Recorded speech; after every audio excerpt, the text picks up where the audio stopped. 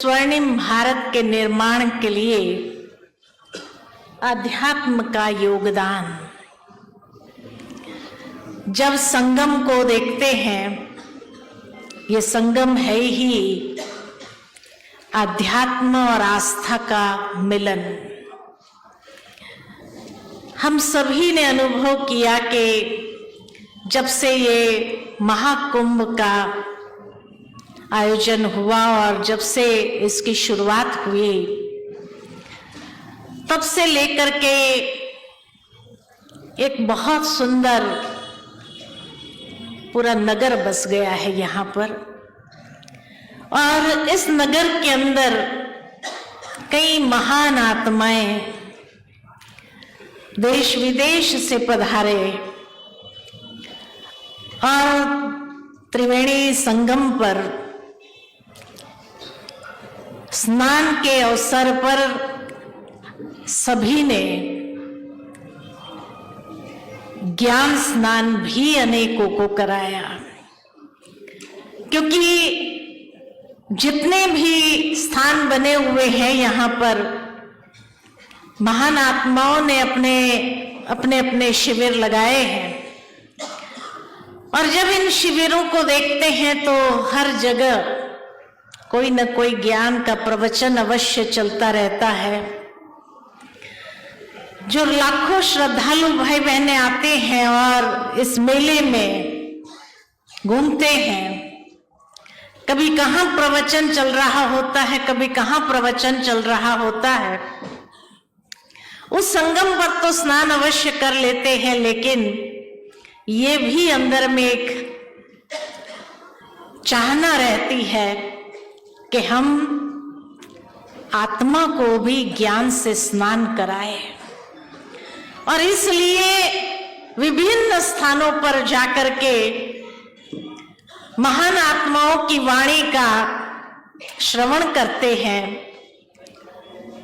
कहीं न कहीं उस आत्मा के अंदर जो ज्ञान की चाहना है, उस प्यास को बुझाते हैं और आत्मा को पावन करते हैं। क्योंकि ये ज्ञान महाकुंभ जो 144 साल के बाद लगा है, जिसका विशेष महत्व है, और यहाँ आकर के कोई ज्ञान से अपनी आत्म ज्योति न जगे, ऐसा कोई कार्य न हो, ये तो हो ही नहीं सकता है। यहाँ आते हैं, संगम माना ही परिवर्तन, जहां से परिवर्तन की प्रक्रिया आरंभ होती है। संगम माना ही अध्यात्म की चाहना आस्था के साथ, भावना के साथ, श्रद्धा के साथ उसको आत्मसात करना। और जैसे जैसे आत्मसात करते जाते हैं तो जरूर है भीतर से एक परिवर्तन की प्रक्रिया आरंभ होती है। और ये तो हम सभी जानते हैं कि वर्तमान समय में जो लहर चली है सारे भारत भर में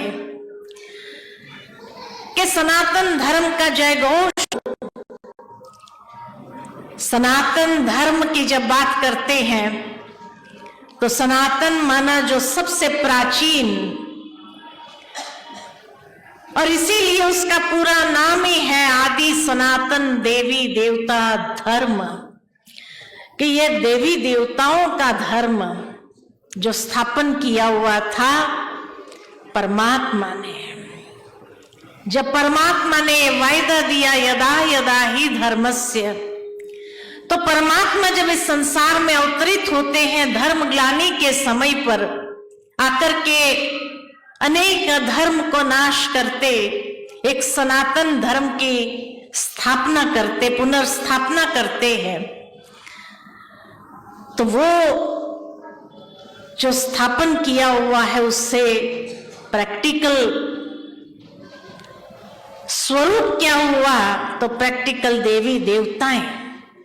नर ऐसी करनी करे जो नर नारायण बने, नारी ऐसी करनी करे जो श्री लक्ष्मी बने, कि भगवान ने आकर के गीता के ज्ञान के द्वारा वो श्रेष्ठ विधि सिखाई हमें कि जिससे हम अपने कर्म को श्रेष्ठ बनाएं और श्रेष्ठ कर्म करते हुए हम अपने जीवन को भी श्रेष्ठ बना दे, आदर्श बना दे। और इसलिए बिना अध्यात्म के तो ये हो ही नहीं सकता, संभव है ही नहीं। भगवान ने अर्जुन को भी तो आध्यात्म ज्ञान ही दिया, और आध्यात्म ज्ञान दे करके अनेक प्रकार की जो कमजोरियां हैं उस कमजोरियों से उसको मुक्त किया, नष्ट मोहा स्मृति लब्धा बनाया। भावार्थ ये कि अधर्म का कारक कोई न कोई विकृति है, अधर्म का कारक बुराइयां हैं, अधर्म का कारक अज्ञानता है, और इसलिए उस अज्ञानता को मिटा करके ज्ञान के दीप को प्रज्वलित किया। 18 अध्याय का ज्ञान दे करके वो आत्म ज्योति जगाए, जिस ज्योति जगने से ही परिवर्तन की प्रक्रिया आरंभ हो गई। और इसलिए अर्जुन कहता है अब मैं नष्ट मोहा हो चुका हूं। आज के संसार में भी चारों ओर अज्ञानता का अंधकार फैला हुआ है, और चारों ओर देखा जाए तो अनेक प्रकार की कुरीतियां हैं, कुकर्म मनुष्य कर रहा है, विकृति जीवन के अंदर आ गई है। यही तो अधर्म का कारण है। और इसलिए इस संगम पर जब ये महाकुंभ के समय सभी देश विदेश से जो महान आत्मा पधारते हैं वो इसी लक्ष्य से पधारते हैं कि जो भी यहां श्रद्धालु आए उनके जीवन के अंदर वो स्पार्क, वो चेतना को जागृत करना, अपनी वास्तविकता की जागृति उनके अंदर आए कि हम ये देह नहीं, हम फलाना फलाना नहीं है, हम चैतन्य शक्ति आत्मा है, और हम सब आत्माएं उस परमात्मा की संतान है। और परमात्मा के संतान होने के नाते हमारी जीवन की धारणाएं कैसी होनी चाहिए, वो सारी बातें सिखाते हुए जीवन शैली को ही परिवर्तन किया। जब अर्जुन ने भी भगवान से ये पूछा अध्यात्म क्या है, तो उस समय भगवान ने बहुत सुंदर सरल स्वरूप से जवाब दिया, अध्ययन द्वारा। अध्यात्म माना अध्ययन द्वारा। किस बात का अध्ययन? आत्मा और परमात्मा के ज्ञान के अध्ययन द्वारा। जो आत्मा अपनी इंद्रियों के ऊपर अधिपत्य को प्राप्त कर ले उसको कहेंगे आध्यात्म। अर्थात आत्मा और परमात्मा के ज्ञान के अध्ययन से जो अपनी कर्मेंद्रियों को जीत लेता है, अपने जीवन के अंदर की बुराइयों को जीत लेता है, कर्मेंद्रिय जीत बन जाता है, माया जीत बनता है, मोह जीत बनता है और आत्म उन्नति करने लगता है, वही तो अध्यात्म है। अध्यात्म और क्या है? जो हमें हमारे जीवन को उन्नति की ओर ले जाए, जहां से पुरुषार्थ करके आत्मा श्रेष्ठ गति को प्राप्त करे, वही तो अध्यात्म है। स्वर्णिम दुनिया के पुनर्निर्माण के लिए इसी अध्यात्म की आवश्यकता है कि जन जन के अंदर हम ये जागृति ले आए और जागृति ला करके उनके अंदर की चेतना को झकझोर दे कि वो परिवर्तन होने के लिए प्रेरित हो जाए और वहां से अपने जीवन का रास्ता उसको प्राप्त हो जाए, एक श्रेष्ठ दिशा मिल जाए। कहा जाता जब दिशा बदल जाती है तो दशा तो बदलनी ही है। और इसी के लिए तो हम सभी इस महाकुंभ में पहुंचे हैं, ताकि जो भटक रहे हैं उनको श्रेष्ठ दिशा दे सके और उस श्रेष्ठ दिशा से उनके जीवन का कल्याण हो जाए, अनेक प्रकार की अज्ञानता का विनाश हो और ज्ञान को प्रज्वलित कर दे। लेकिन किसी ने बहुत सुंदर कहा है कि वो आध्यात्मिक प्रज्ञा जिससे आत्मचक्षु खुलने लगते हैं, वो कहाँ लुप्त हो गया, कहाँ लुप्त हो गया, कहाँ ज्ञान में लुप्त हो गया। और आज दुनिया में ज्ञान भी लुप्त हो गया, कहाँ? सूचनाओं में लुप्त हो गया। इंफॉर्मेशन का युग है, इंफॉर्मेशन टेक्नोलॉजी आ गई है, इसीलिए कहा गया we have lost wisdom in knowledge and we have lost knowledge in information. आज इंफॉर्मेशन का युग हो गया, सूचनाएं, और जिसके पास जितनी अधिक सूचनाएं उतना घमंड अधिक हो गया दुनिया के अंदर। अर्थात ज्ञान के चक्षु खुलने के बजाय अज्ञानता के अंधेरे में और जाने लगे। और उसके बाद आज तो आ गया है आर्टिफिशियल इंटेलिजेंस। आर्टिफिशियल जो है ही आर्टिफिशियल, रियल है ही नहीं, सत्य स्वरूप है ही नहीं, जो है ही आर्टिफिशियल, तो महाविनाश का कारक भी तो वही बनेगा, आर्टिफिशियल इंटेलिजेंस ही तो बनेगा। इसलिए कहा कि वो आध्यात्मिक प्रज्ञा जिससे ज्ञान चक्षु खुले वो तो लुप्त हो गए, और ज्ञान भी लुप्त हो गया।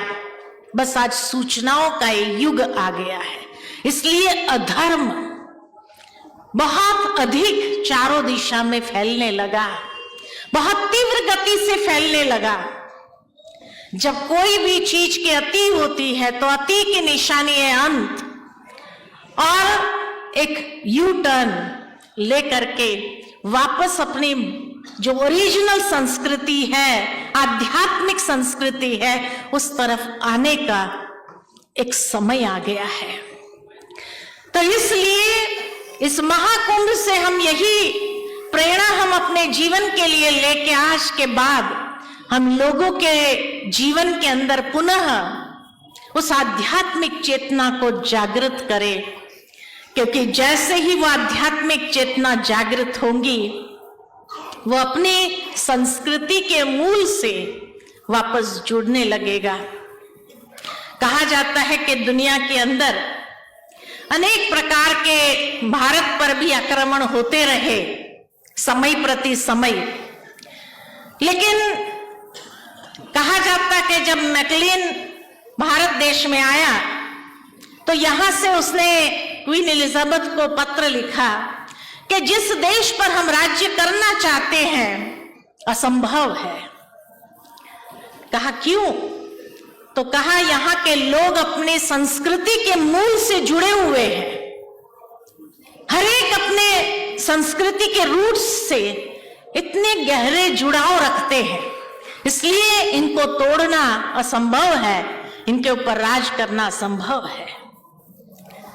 तो कहा अगर ये संस्कृति के मूल से अगर अलग करना है तो क्या किया जाए? तो कहा यहाँ की जो एजुकेशन पद्धति है, शिक्षा पद्धति है, उसको परिवर्तन करना होगा, क्योंकि यहाँ गुरुकुल के माध्यम से हर कोई अपने शास्त्रों से बहुत जुड़े हुए थे, अपने संस्कृति से जुड़े हुए थे।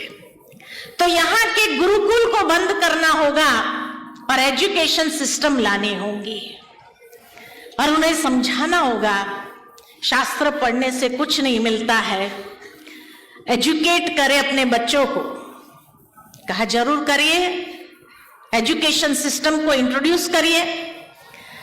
और इस तरह से पहला कैम्ब्रिज यूनिवर्सिटी का ब्रांच, ऑक्सफोर्ड यूनिवर्सिटी का ब्रांच जब भारत में खुला, लोगों को समझाया गया कि आपके शास्त्र पढ़ने से आपको कुछ नहीं मिलेगा। दुनिया का ज्ञान जरूरी है, दुनिया में क्या हो रहा है इसका मालूम होना जरूरी है। आपको डिग्री मिलेगी, आपको ये मिलेगा, आपको वो मिलेगा, अनेक प्रकार के प्रलोभन दिए गए। आप अपने बच्चों को स्कूल में पढ़ाइए, शास्त्र को आप घर में अध्ययन करिए। और इस तरह से जब एजुकेशन सिस्टम आई, आपके बच्चे इंटेलिजेंट बनेंगे और इंटेलिजेंट बन करके वो दुनिया के साथ जुड़ सकेंगे।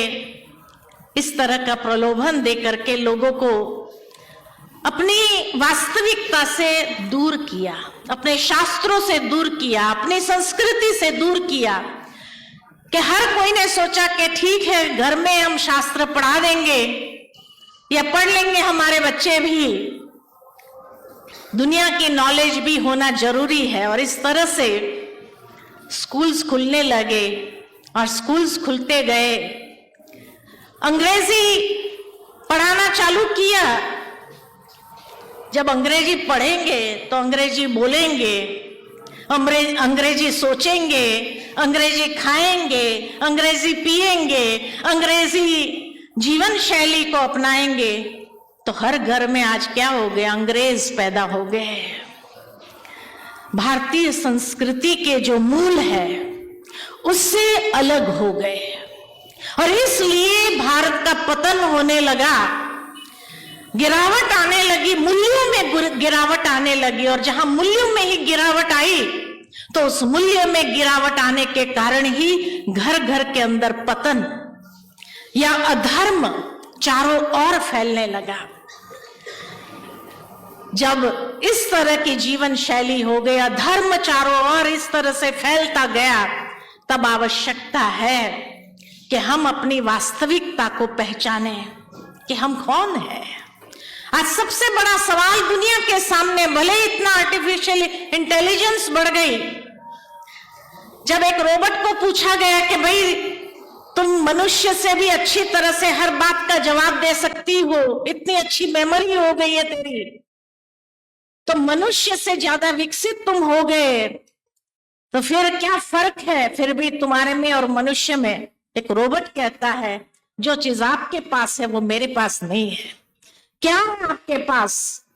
तो कहा आपके पास आत्मा है, मेरे में आत्मा नहीं है।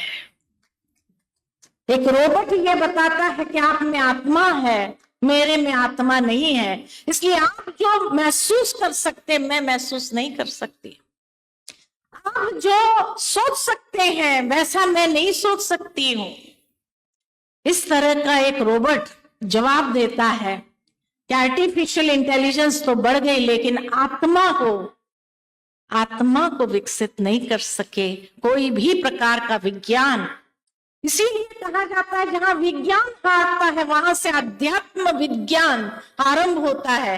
अध्यात्म विज्ञान का पहला पाठ ही है आत्मा का ज्ञान। भगवान ने भी अर्जुन को सबसे पहले दूसरे अध्याय में ही आत्मा का परिचय कराया और आत्मा का ज्ञान देकर उसको बताया आत्मा की वास्तविकता क्या है। आत्मा सतोगुणी है, श्रेष्ठ है, अजर अमर अविनाशी है, शाश्वत है, ये ज्ञान दिया। और इसीलिए जब ये ज्ञान का प्रकाश, ये ज्ञान की चेतना हमारे अंदर जागृत होती है तो धीरे धीरे हमारी भीतर की दुनिया में परिवर्तन होने लगता है। जिस तरह बाहर दुनिया इतनी विशाल है और ये विशाल दुनिया को समझने के लिए मनुष्य के मन का इस्तेमाल हुआ है, उसको एक्सप्लोर किया, उसको शोध की, कई प्रकार की चीजें बनाई, लेकिन जितनी ही बाह्य दुनिया विशाल है इतनी ही हमारे भीतर भी एक दुनिया है और भीतर की दुनिया भी इतनी ही विशाल है लेकिन अनएक्सप्लोर्ड, अभी तक उसका समझ पाना बहुत मुश्किल है। तभी तो देश विदेश से लोग भारत में आते हैं इस चीज को समझने के लिए। कि आखिर भी वो आत्मा की वास्तविकता क्या है। आत्मज्ञान को प्राप्त करने के लिए, क्योंकि जब तक आत्मा को ही नहीं समझा है तब तक परमात्मा को क्या समझेंगे।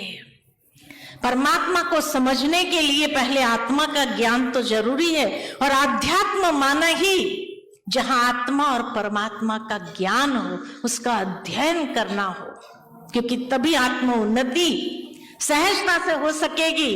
अनेक प्रकार के जो प्रश्न है मनुष्य के मन में अनसुलझे, वो धीरे धीरे सुलझने लगेंगे।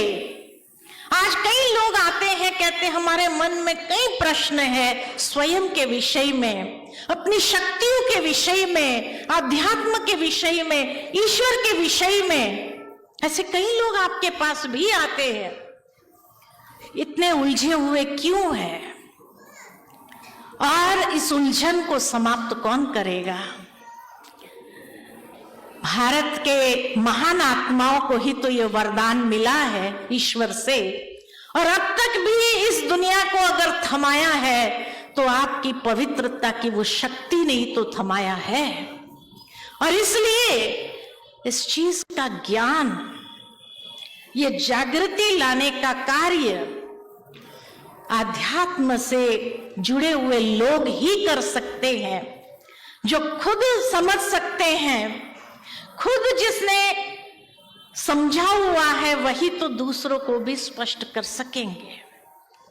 नहीं तो जैसे भटक रहे हैं अनेक लोग अंधश्रद्धा में, अज्ञानता में, वैसे ही भटकते रहेंगे। इसलिए ये समय है, आवश्यकता है कि हम स्वयं को समझें, और अनेक ऐसे जो प्रश्न है स्वयं के विषय में, मन को लेकर के, बुद्धि को लेकर के, आध्यात्मिक प्रज्ञा को लेकर के उसको सुलझाएं और ईश्वर के साथ आत्मसात उनका करे, जुड़ाव करे। इसी का नाम तो योग है। योग माना ही जोड़। जिस तरह वियोग माना सेपरेशन, ऐसे योग माना कनेक्शन। आत्मा का परमात्मा स्रोत के साथ जोड़ जो है ये बहुत आवश्यक है। जब उस स्रोत के साथ हम मन के तार को जोड़ते हैं तब आत्मा की बैटरी भी चार्ज होने लगती है। नहीं तो आज जैसे एक मोबाइल डिस्चार्ज हो जाए तो कोई कार्य नहीं कर सकते हैं, ठीक इसी तरह आज आत्मा की बैटरी भी डिस्चार्ज होने के कारण अनेक प्रकार के कुकर्म मनुष्य करने लगे हैं। जानने के बाद भी अपने आप को सुधार नहीं पाते हैं। जानते हैं ये गलत है, लेकिन गलत है ये जानने के बाद भी सुधार करने की शक्ति नहीं है, तो बैटरी चार्ज नहीं है। कई लोग कहते हैं हम जानते हैं क्रोध महाशत्रु है, गीता में लिखा है काम, क्रोध और लोभ ये नरक के द्वार है। जानते हैं, लेकिन फिर भी अपने क्रोध के ऊपर विजय नहीं प्राप्त कर सकते। क्यों? शक्ति चाहिए, और अध्यात्म ही वो शक्ति हमें प्रदान करती है। जब मन का तार ईश्वर के साथ जोड़ते हैं तभी हमें परमात्मा उस स्रोत से वो शक्ति प्राप्त होती है जिससे आत्मा की बैटरी चार्ज होती है, और बैटरी चार्ज होने से ही हम अपने जीवन के अंदर जो समझ है उसको अप्लाई कर सकते हैं। उसको अप्लाई करते हुए अपनी जीवन शैली उस आधार पर बना सकते हैं। नहीं तो जानने के बाद भी कभी कभी लाचार हो जाते हैं, कभी कभी मजबूर हो जाते हैं और अपनी ही कर्मेंद्रिय के गुलाम हो जाते हैं।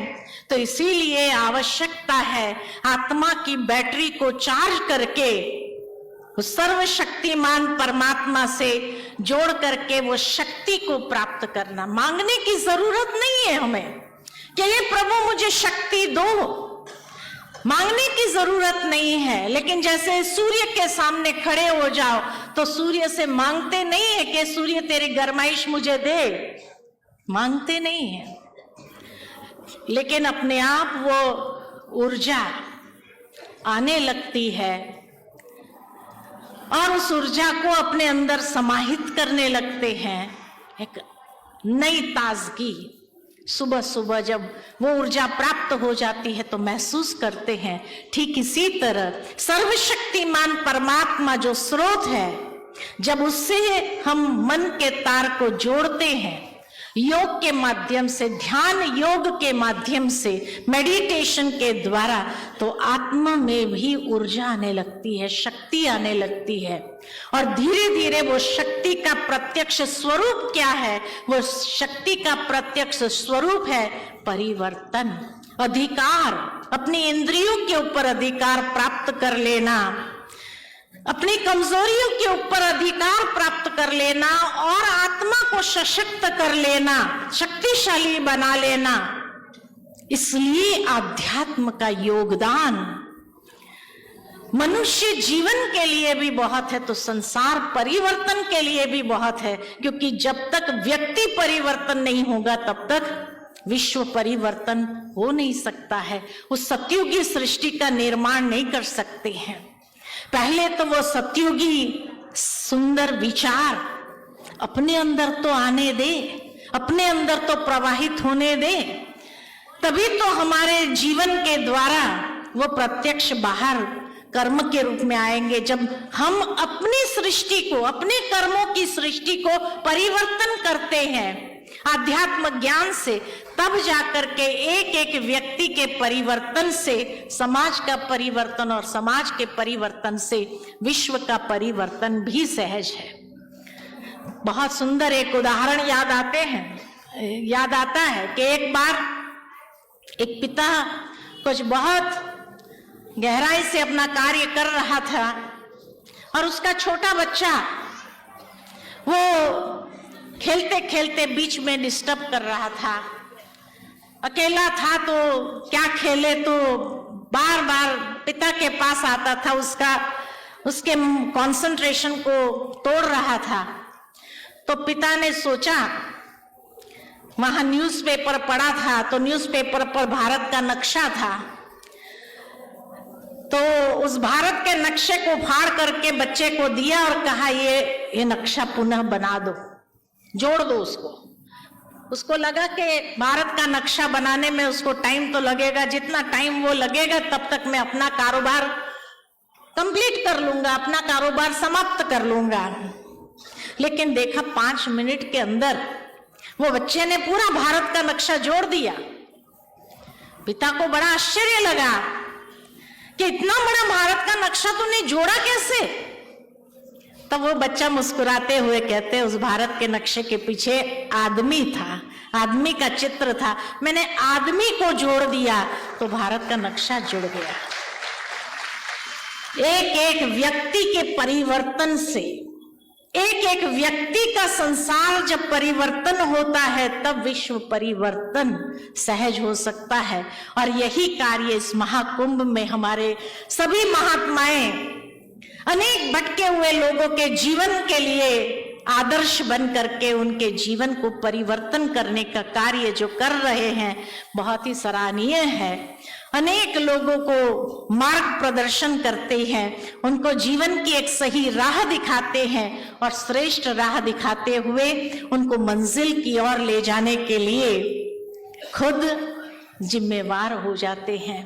तो इसलिए नए युग के निर्माण के लिए, सतयुगी दुनिया के निर्माण के लिए आध्यात्मिकता वो समझ है कि जिस समझ से हमारे अंदर के सभी पट खुलने लगते हैं और अंदर के सारे पट खुलते ही वो जागृति आती है, जिससे संसार परिवर्तन, हर एक व्यक्ति अपने कर्मों की सृष्टि के परिवर्तन से ही विश्व के परिवर्तन के लिए निमित्त बनता है। तो आइए हम सभी मिलकर के आज अपने आप में प्रतिबद्ध हो जाए कि हमें अपने जीवन के माध्यम से अनेकों के जीवन को एक श्रेष्ठ राह दिखानी है, उनके जीवन को परिवर्तन करने की दिशा उन्हें देनी है। और इस तरह से ये संसार परिवर्तन के कार्य में ईश्वर ने जो कहा है यदा यदा ही धर्मस्य, तो सृष्टि परिवर्तन के कार्य में हमारा इतना योगदान तो अवश्य होना ही चाहिए। और उसके लिए मैं सभी उन महान आत्माओं को बधाई देना चाहती हूं कि जो ये श्रेष्ठ कार्य करने के लिए निमित्त है। बहुत बहुत धन्यवाद। बधाई हो, बधाई हो, बधाई।